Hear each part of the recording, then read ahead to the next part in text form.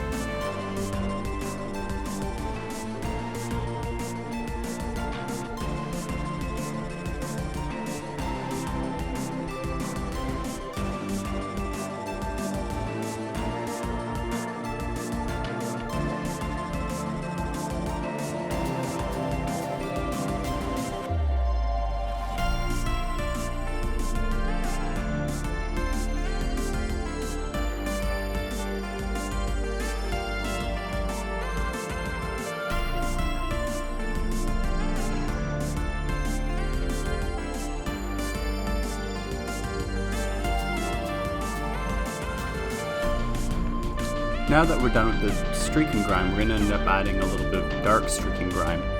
Dark streaking grime is a slightly greenish tone to it rather than just brown, and we're going to use it to add some more tonal variance to the weathering on the kit here, and just add more visual interest to it, because only having the brown is a little bit plain. So by adding this sort of dark greenish brown color on, it just makes things a lot more interesting to look at. And we're not going to put it in all the same areas. So with the streaking grime, we focused on all of the recesses. Now we're just going to use the dark streaking grime to add more lines across the side, more streaking, moving with the direction of travel of the bike.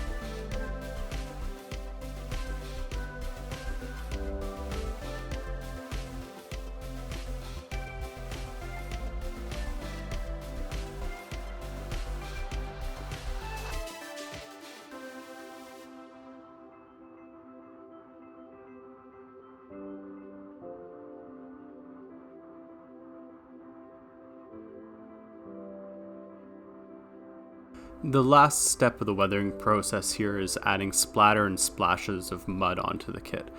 To do this, I first of all make sure that I have a white card nearby that I can do some sort of test splashes and flicks onto to get some of the excess of the wash off, and to make sure that I'm not going to get too big of splatters for the scale of the model here. So because the bikes are very small, I want to have relatively small splashes to keep it in scale. If they're too big, it's going to look a little bit a little bit on the odd side.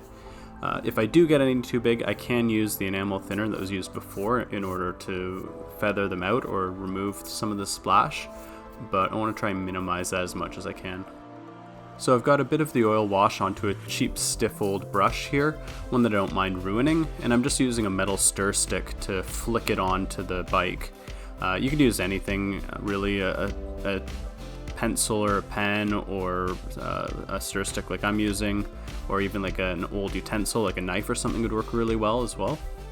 And I'm just flicking it up, and I'm making sure that all of the flicks are going from the bottom to the top and from the front to the back, because again, that's the direction of the travel. All the splashes are coming up off of the ground, so that's where I need to make the direction of the splashes coming from on the model. One thing I do want to point out is that this process, it's very, very messy. So you can see here I'm doing it in my spray booth just to make sure I don't get, the over droplets of the oil wash onto everything. But also it has a very, very long drying time because we're using an oil wash here. So we're talking days or weeks even. And even after it's dry, I've found it to be just a little bit on the sticky side. So it's not ideal if you're going to be touching the model a lot. That's why I've made sure to pull it off of the base so that when I am using this model, because I am going to be gaming with it, that I can always grab it by the base rather than by the model itself. Next up, I'm repeating the exact same process with the Nature Effects Fresh Mud, and this is just simply to add some variation. Again, like what we've been doing with the model so far, having more than one tone of something is always better. So this is just giving us a different shade of the mud here, just to make things a little bit more natural looking. As with before, I always make sure I splash a little bit onto the white card here. I use a white card so that the contrast is there so I can get a better idea of just how big the splatters are that are coming off of it. And I always make sure that I sort of control that size on the card before I start splashing it onto the model itself.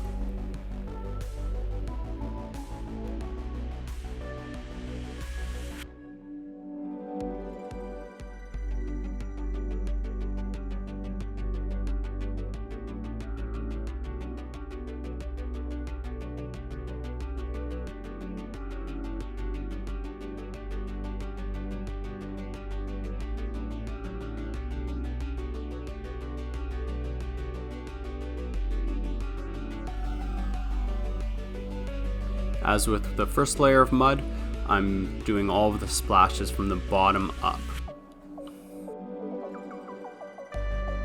The other advantage to doing it from the bottom up is it also tends to protect areas like the head a lot more, and I don't want to get the head absolutely covered in mud, even if it would more realistically have a lot of mud on it. I don't want it to be, because I don't want to really obscure all of the details because it's a little bit finer up on the head.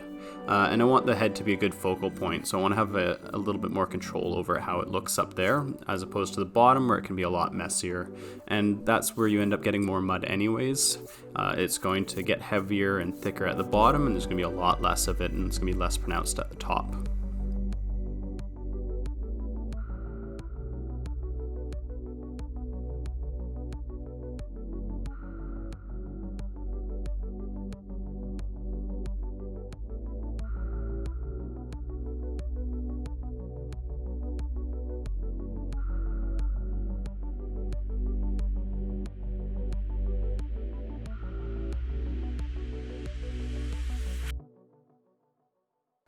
The last step is we're going to use wet effects just to add more splashes. This will be the final stage, and these are just completely transparent just to make it look like it's been splashed by water in puddles or rain that's been falling.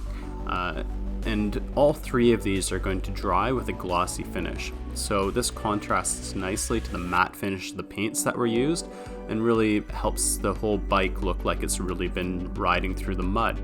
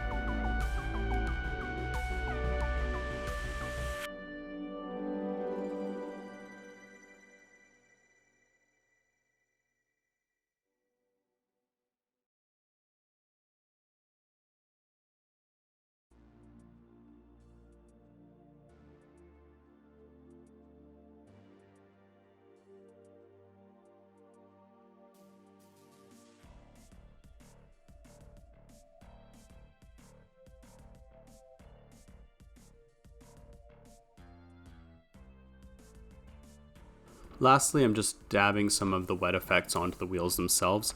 Realistically, they'd be completely covered in mud, but I want to have them still look like the wheels. I don't want to get rid of all of the details, so I'm sort of compromising realism for the visual style here and just trying to get them wet and shiny.